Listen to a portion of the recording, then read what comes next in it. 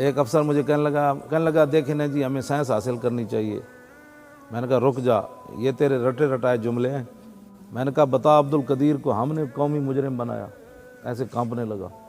میں نے کہا ایک ہی سائنسدان تھا، تم نے اسے معافی منگوائی ٹی وی پر کھڑے ہو کر، بھئی میں قومی مجرم ہوں، میں نے راز آؤٹ کیے ہیں، میں نے ایٹمی لوگوں کو میں نے کہا دنیا کے اندر مجرم تم نے بنایا عبد القدیر کو کہ ہم نے بنایا؟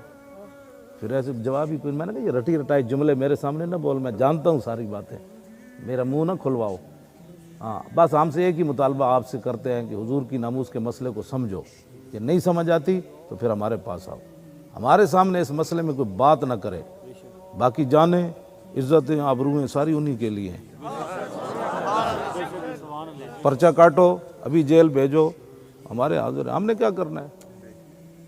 کوئی ہمیں کسی بات کی پرواہ نہیں ہے. تمہیں کوئی غلط فہمی ہے اس مسئلے میں؟